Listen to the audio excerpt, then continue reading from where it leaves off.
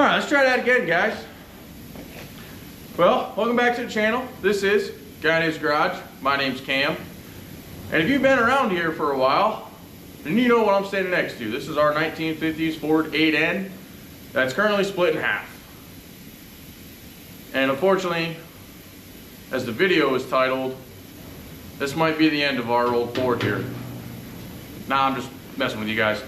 As some of you may remember, our issue was that when our starter would engage the ring gear on the flywheel, that the ring gear would just spin on our flywheel, which means that it's not actually spinning the motor over. So we split the tractor in half, got into two pieces, got our flywheel out, got our housing all cleaned up, generally ready to go. Unfortunately, there's some more cleanup I want to do now that it's been sitting so long. We have some flash rusting going on, so I want to get that cleaned up. However, I spent over a month and a half waiting on a machine shop to put a new ring gear on this flywheel because I attempted to do it. If I can find the footage, I'll put it right here.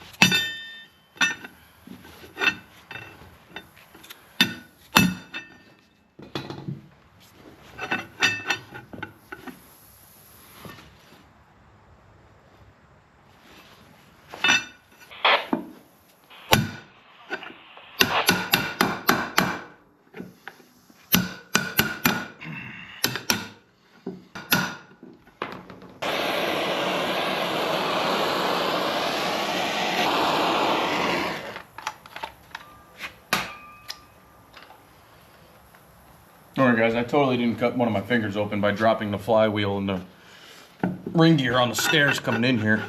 That totally did not happen.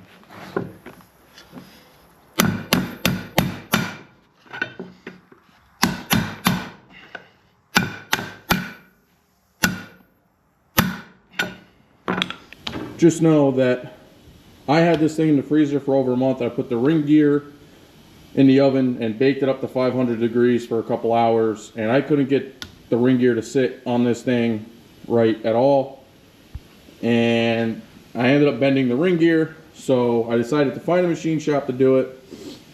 And unfortunately, this machine shop, I won't mention names because that's not fair to them, but this machine shop had the flywheel for over a month and a half, and I had called a couple times, actually went there a couple times and kept on getting told, oh, I was gonna do that today, oh, I was gonna do that today.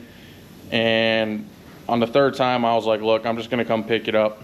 So I get there, the gentleman picks it up off the floor and looks at it and goes, oh, well, this flywheel's junk anyways. So you can understand I was pretty frustrated by that point. But I'll show you guys why it's bad. So it actually shows up pretty well on camera, which just tells you how bad it really is. But you see this groove right here? That groove shouldn't exist. That groove is where our ring gear grinded down our flywheel. So even if we got a new ring gear on here, it's very likely that it would do the exact same thing and just spin on our flywheel. So we had to purchase another flywheel. Now the unfortunate part of that is a brand new flywheel for one of these tractors, I can only find it at like two different places. One of them is Steiner Tractor, and the other one's like Yesterday's Tractor or something. One of those, I might be wrong, but it was a couple weeks ago. That's what I remember. It's almost $1,200, and I don't remember if that's with or without the ring gear. But either way, I'm not spending $1,200 on this tractor when I could probably jump on Marketplace and find another full running 8N, not in good shape, but a running 8N for 1,200 bucks, you know, or right around 15. So I wasn't gonna spend $1,200 on a flywheel. But luckily, I love me some Facebook Marketplace, so we found one. Now this is another flywheel with the ring gear still on it, out of a different Ford 8N. I found this gentleman that something he does is he buys 8Ns and older tractors that are pretty beat up. You know, people probably aren't going to want to fix them up. So what he does is he takes them and he takes them apart and sells the good parts out of them. So luckily I was able to get this flywheel with the ring gear for 100 bucks. It's not perfect. Obviously we got some surface rust going on here. right? And we got a little bit of our teeth are ate up a little bit. I don't know why there's a cowtail there. It comes in the packaging from one of these tractor part companies. However, this ring gear is still significantly in better shape than our ring gear was. And there's still plenty of life on a lot of these teeth that I'm pretty confident that if we clean up the clutch surface and we clean up our teeth a little bit with, you know, a fine file, and take our time and go slow with it, shouldn't be any issues.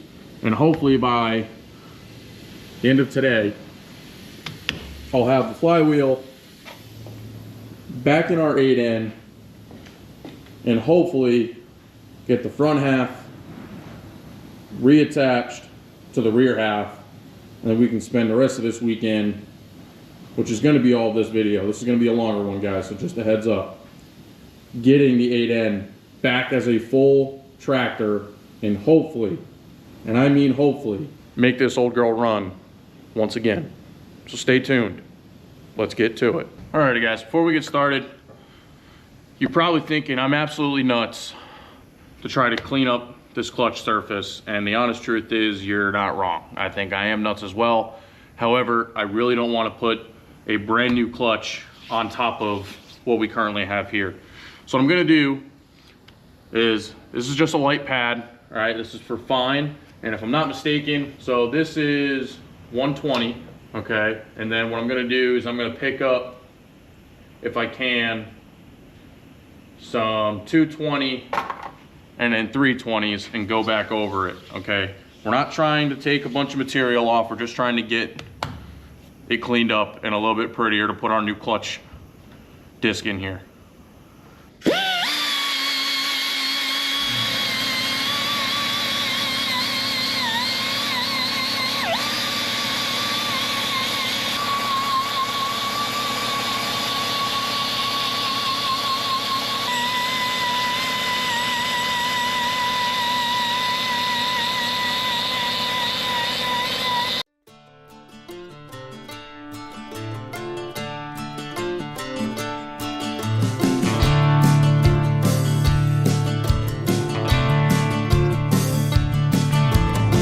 A pretty spot on the mountainside that overlooks the valley low and wide. He sits her down on an old birch log and starts talking that sugar talk. Well, he's gonna play him a hillbilly song on an old fiddle with one string gone. And he ain't trying to change the world, just maybe change the mind of a hillbilly girl.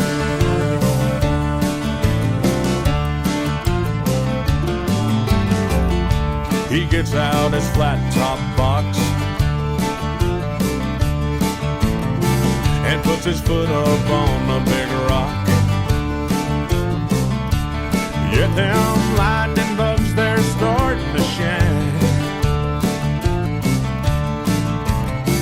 He tunes a peg, then he makes it whine. Well, he's gonna play him a hillbilly song on an old fiddle with one string gone. And he ain't trying to change the world, just maybe change the mind of a hillbilly girl. All right guys, so as you guys just saw, I hit our new flywheel with that 220, 120. I'm gonna go pick up some 220 and some 320 and hit this one more time. It cleaned up pretty good. It's probably hard for you guys to tell, but we got a couple small pits. We do have one long groove cut in here. Without going super crazy, I'm not going to be able to get rid of it, but we definitely cleaned it up and at least got rid of any super hard edges, you know, that would eat up our clutch a lot quicker. Plus, it's a tractor, it's not an everyday driver, you know what I mean? So if it's not perfect, I'm not gonna freak out about it, but this will definitely do what we needed to do. Alrighty guys, so please ignore the noise in the background. As you guys can probably tell, I have the heater going because it's a little chilly up here in the North Country. But we're gonna go ahead and get our flywheel reinstalled. So we got 2 holes here, which line up with these pins here. And then we have our full holes for our bolts, but we can't forget our shim. This shim was on here before when we took it off. So I'm gonna put this shim back in here.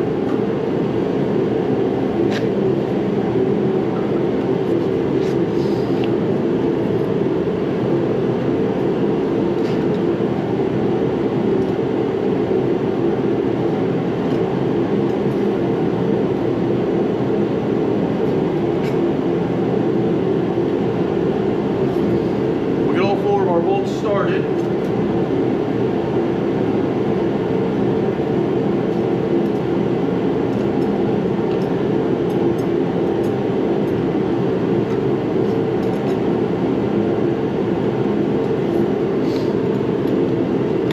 Oh, got ourselves a new toy.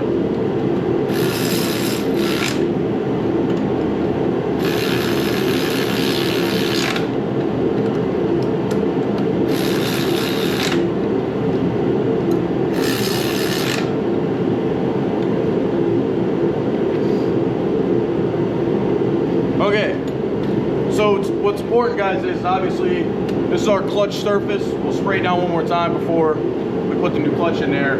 But what I'm gonna do now is I'm gonna insert our new bearing, re-clean the surface, and then we'll install our clutch. And then what we need to do is we need to re-put our springs in here that actually keep our clutch lever up until we press down on it, which then these forks in here,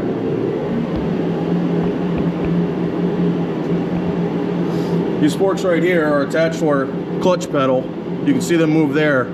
So there's a set of springs that get attached to it that actually hold it up here until you press on it. When you press on it, you're pushing in on the clutch assembly, which is what pushes your clutch plate in between the 2 surfaces, allowing you to change the gear within the tractor. Keep in mind, these tractors are not designed for you to shift while moving, right? You're supposed to come to a complete stop and then shift. That's how they're designed. Just the way it is. Let's keep going.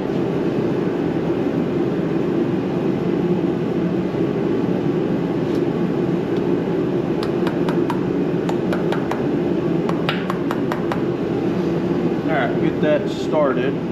Use our socket.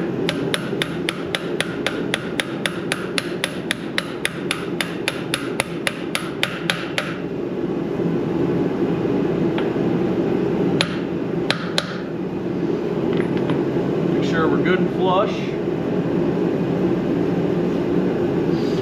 So the point behind the socket, guys, is you want to make sure that you use a socket that's big enough to hit the outside edge here. Because what you don't want to do is where this rubber piece is, underneath that's your ball bearings. You don't want to hammer in on that, all right? You can cause, excuse me, I just ate dinner. You can cause it to twist and do stuff you don't want to do. So now the last thing we have to do before we can put our clutch assembly back in here is we got to torque these down to 75 foot-pounds.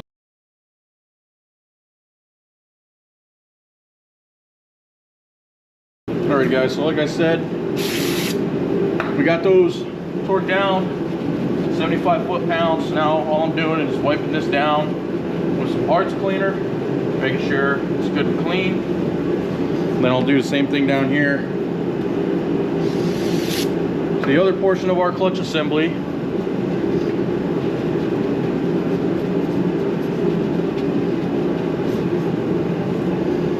Lay that back down. Lay our clutch right in there.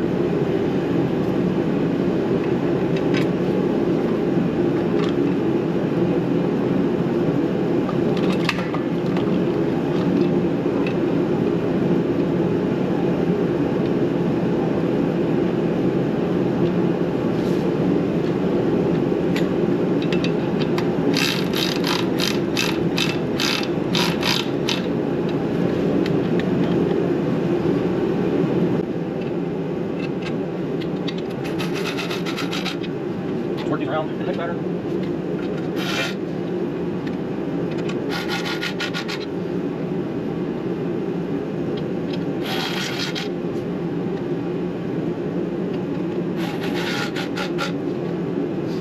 Okay, the knees should be torqued down between 12 and 16 foot-pounds.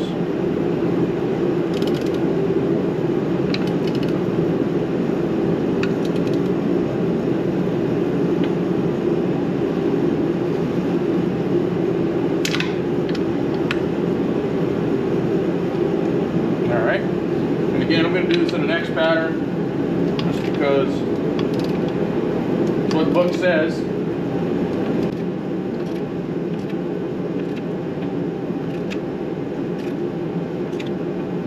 We're going to need our tri-bar in here. All right, come down here one of these. Oop. All right.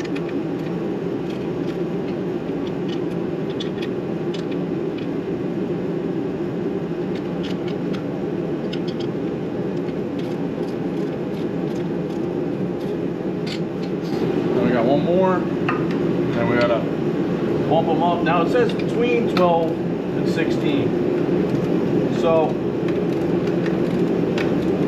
I think I'm gonna bring them up to 14. And right now, I don't have a torque wrench that is foot-pounds and 3/8. So this is in inch-pounds. But 12 inch-pounds equals 1 foot-pound. So right now, it's set to 144 inch-pounds, which is 12 foot-pounds. So if I wanted to go up 2 more foot-pounds from 12 to 14, I need to add 24 inches. So I need to go up to 168 foot-pounds.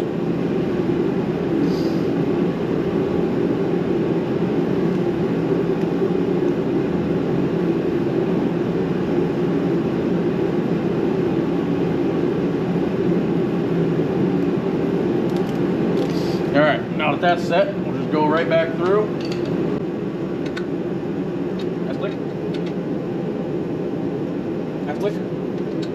That's click. That's click.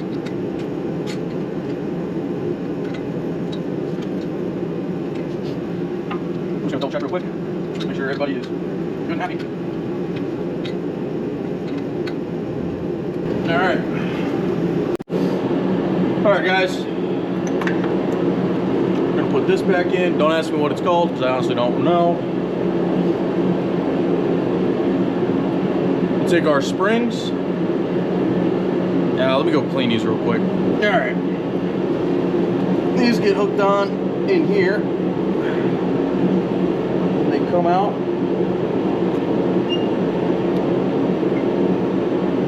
Lift our pedal up. Shove all that back. Get a pick. We use our hook pick here. Grab in the hook that needs to go in there. Lift our clutch up, shove that back. Now that one's installed. Put our other one in here. Do the same thing with our hook pick. Alright. Now when we press on our clutch, pulls it right back.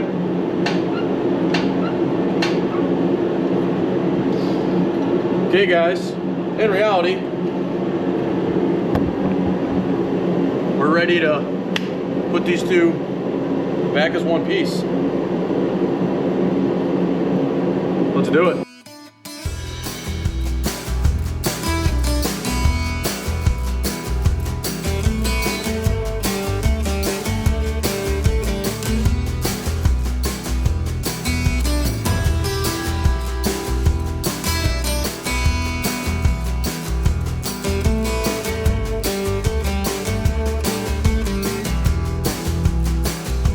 I went down to the sea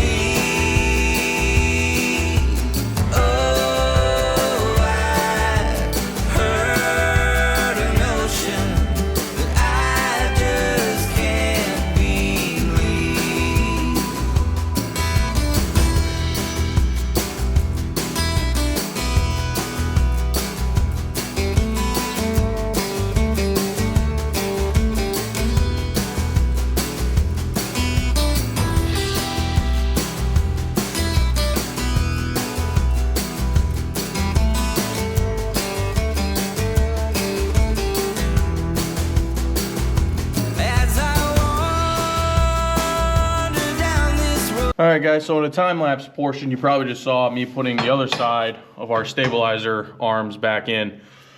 So all I'm doing is I'm taking a wire wheel on my drill, cleaning up the ball portion, and then the two caps, and obviously the threads. And then, I don't know if it's right or not, but I'm taking some of this grease and just greasing it up, because, you know, metal on metal, to me, should be greased. Makes it last longer. I'm gonna judge that I'm doing it right, because there's a bunch of what looks like grease from 30 years ago caked up in here. So that's what we're doing.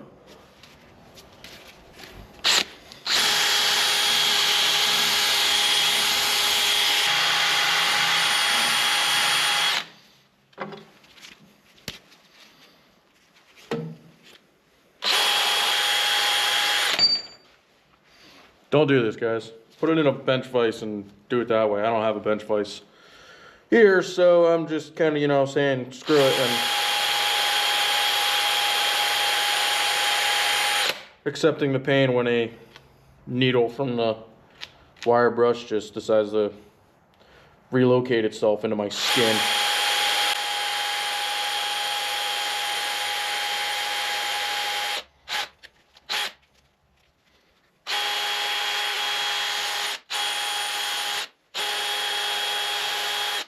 Okay, so this obviously isn't perfect, right? But this is a lot better than leaving all that grease and gunk that was in there before in there.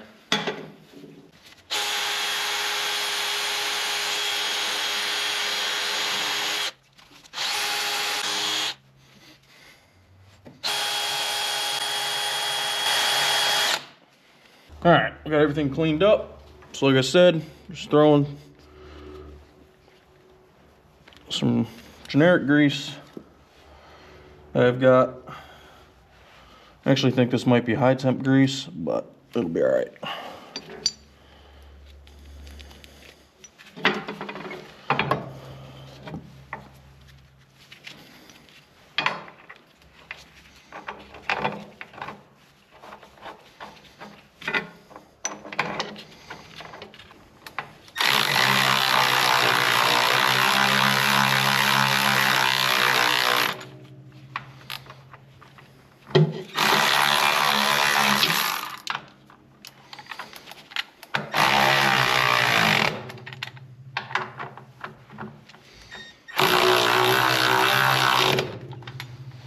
No, I don't like that at all, because that is sticking out.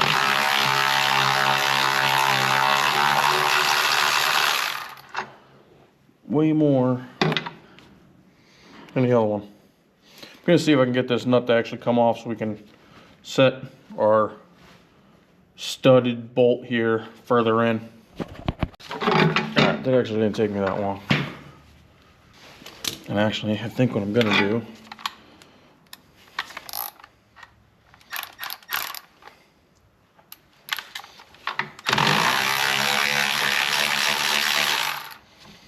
is I'm going to do the double nut trick here, guys. Maybe.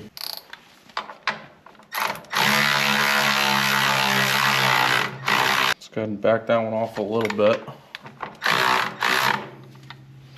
Stick this nut on here.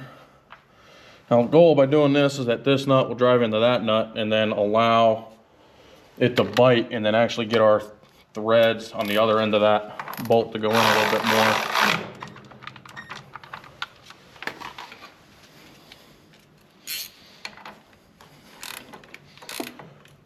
There we go. All right, now we're back. Hopefully, yeah, it's doing the exact opposite of what I want right now. So what we'll do, we'll hold this nut, back that one off. Alright, that's that one. Ah, yes. The infamous don't tighten one until you get both of them in issue.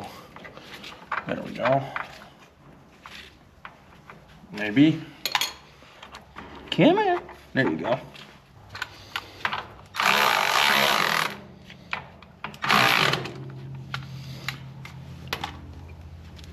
Not as even as I'd like them to be. How much thread is sticking out, but they're Definitely closer than what they were a minute ago. And then all I'm doing, guys, is I'm just torquing these down to 90 foot-pounds. And if I'm being completely honest, I bet you these guys are probably already there. Yep. Okay, guys, there's only one more thing I want to do tonight before I call it night, because it is almost 9 o'clock on Sunday night. Luckily, I don't have to work tomorrow, so we'll actually be back out here tomorrow. Hopefully, we will get the rest of the steering components put back on it. We'll get our starter in, and I have to at least place the hood back on here to be able to run fuel. I mean, I could set up a temporary fuel tank, but I really don't have anything. So I'm just gonna set the hood back on here with the fuel tank, put some fuel in it, get some fuel down into our car, and who knows, maybe we'll get this baby fired up tomorrow. And if that's the case, then we'll get everything completely buttoned back up, everything 100% tightened down. All of our bolts for our housings are completely tight. Our 2 stabilizing arms, those are completely tight. So we're making some good progress, but let's go ahead and get the cherry pick out of here, huh?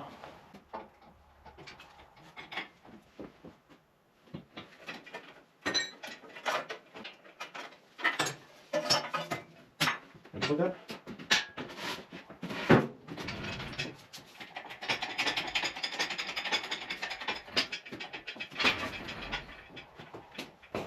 Just like that, guys, after months, and I literally mean months, I think we split this tractor in half in June, if not July time frame. So I'm actually really excited to see this thing as one piece again. Obviously the goal is by the end of this video, and like I said earlier, this is a little bit of a longer one, is to have this thing running and hopefully driving. Again, it may not be perfect, but if I can at least have it running and driving, I'll be happy. Especially seeing as this has to go on a trailer tomorrow afternoon / evening. So we got a lot to do still. But I'll see you guys in the morning. Alright guys, it's actually the next morning. You probably noticed there's some things on here that weren't on here last night, and that's because, to be completely honest, I got out of here and I just kind of went ham, because in reality, we're dang near out of time on this thing. Right, I gotta have this thing on a trailer in about 3 hours. So I just went ahead, I got our starter put on with the starter solenoid, got our wires hooked up, I got our wire to our alternator hooked back up, I got our wire to our coil hooked up, and then I got our battery put back in, I got our oil filter housing sitting in here. It's only really being held on by the lines right now because the 2 bolts are sheared off into the head. Right now, I just want to make sure that this thing will even turn over. What I'll do is I'll hook up our ground, and then I had to go buy a new lead for our positive. So I'll hook that up to the starter, then to our battery.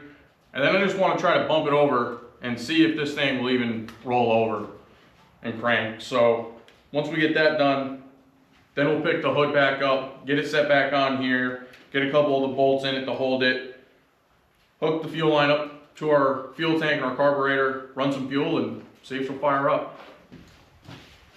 Guess I could have gone with a shorter lead, huh? That should be a 1/2 inch. Now, don't forget, guys, when you're working with electrical components, stand by. As I was saying, when you're working with electrical components, it's important to make sure that if you have a post system, that you don't over tighten it and turn the post itself.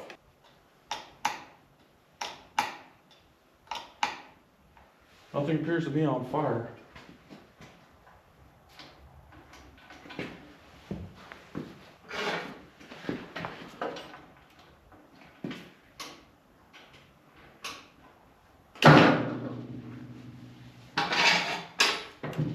Make sure we push our clutch in here.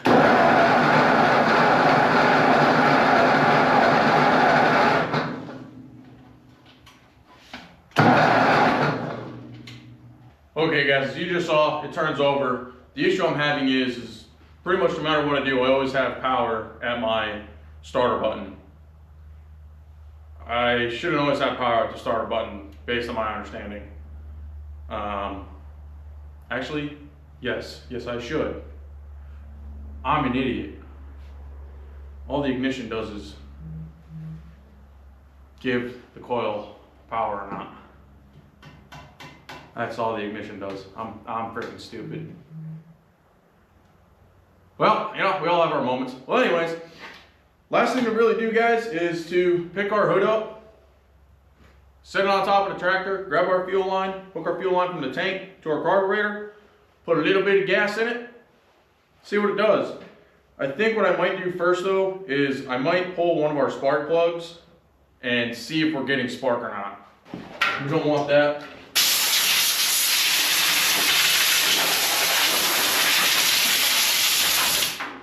Going down. Okay, that was impressive.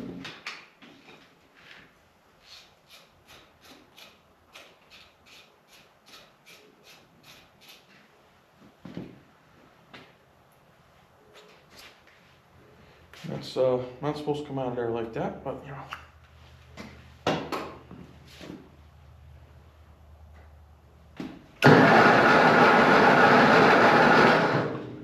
We've got spark, guys.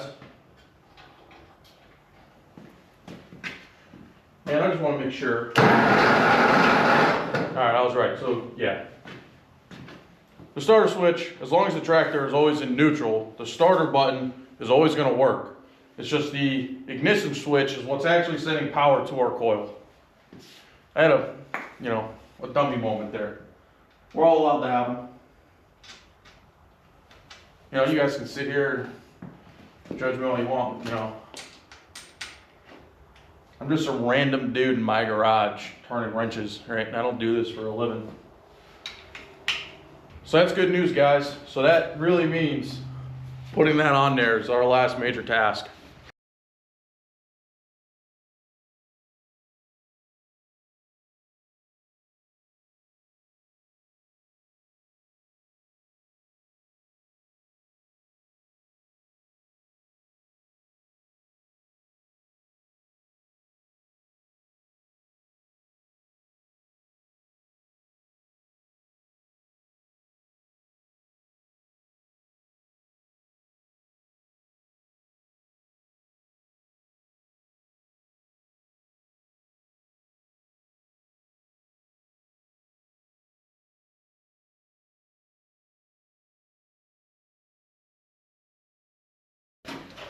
All right.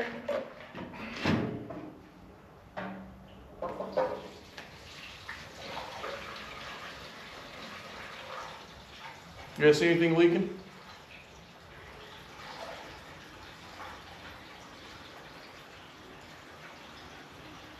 There's maybe only a gallon or so left in this can, so I'm just gonna pretty much put it all in here.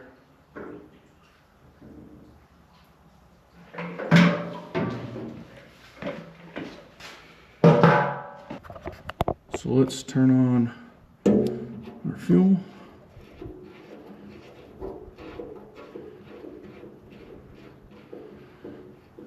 You can see it filling up.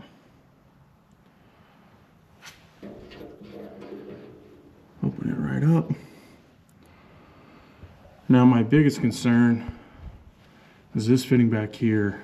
I'm worried it's going to leak. So far so good. Well, so far no signs of leaks over here or on that other fuel line fitting at our fuel bowl. So now I'm going to open up the garage door. I'm going to make sure she's in neutral and see if she'll start up. Okay guys, either I'm going to be really, really happy or I'm going to be really, really sad. So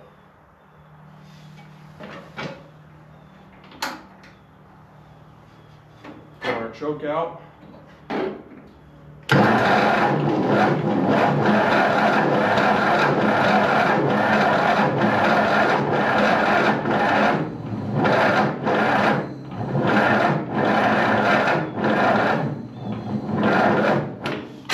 I would say our battery's pretty well dead.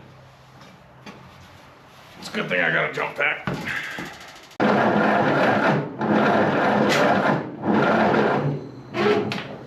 Something tells me our jump pack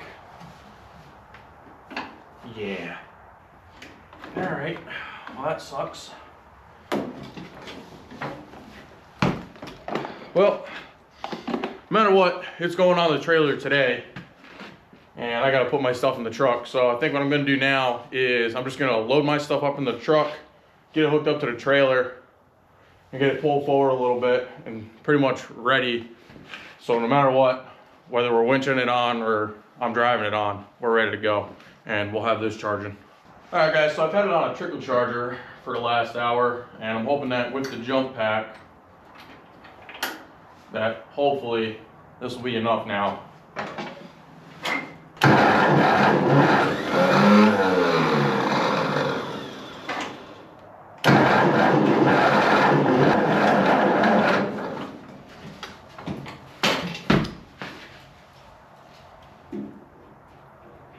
I might also help if I reopen our fuel here.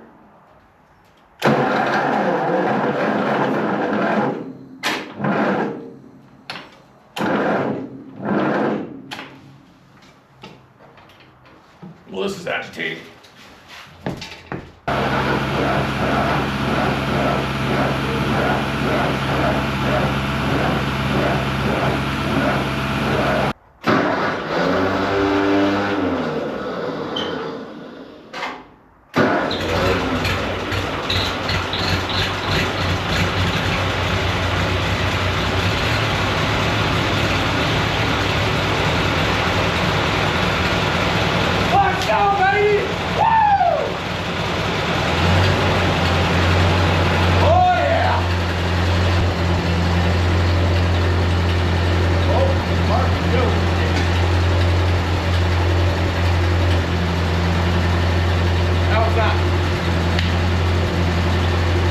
Obviously, she's a little smoky, but you would be too if you hadn't run in probably 3 years, and we're, you know, 70 plus years old. So give her a break. All right, guys, I'm gonna get the truck hooked up to the trailer, and then we're gonna try to drive this onto the trailer.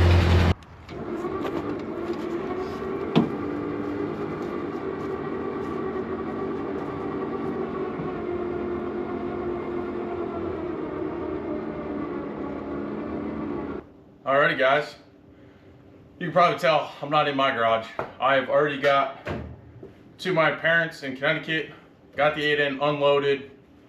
I wish I recorded it, guys, but I mean, I literally turned the fuel on, pulled the choke out, gave her a little bit of throttle, turned our ignition key on, hit the start button, fired right up. I mean, she runs absolutely great. Definitely have identified a few issues that she's still got. One being, it appears that our 3-point hitch is not functioning.